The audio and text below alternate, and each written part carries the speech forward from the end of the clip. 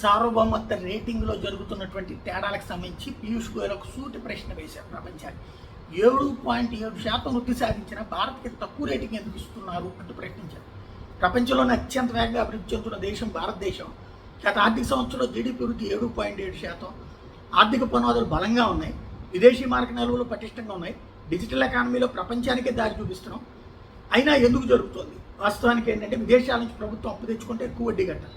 భారత రేటింగ్ తక్కువ కాబట్టి మన ప్రైవేట్ కంపెనీలు కూడా విదేశీ రుణాలకి అధిక వడ్డీ చెల్లించాల్సిన పరిస్థితి వస్తుంది.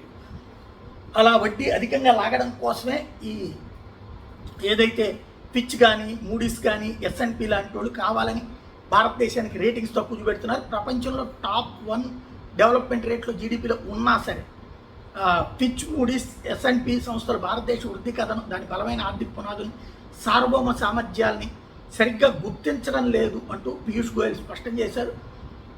మన ఆ ఏజెన్సీలకు బహిరంగ సవాలు విసిరారు. మీరు ఇచ్చే రేటింగ్లు మీ అంచనాలు బహిరంగ చర్చలో రక్షించుకోండి, వాస్తవాల ఆధారంగా మాట్లాడండి అన్నటువంటి విషయం తేల్చి చెప్పారు. 140 కోట్ల భారతీయుల ఆత్మగౌరవాన్ని దెబ్బతీసే మీ కుట్ర ఆలోచించుకోండి అని చెప్పారు.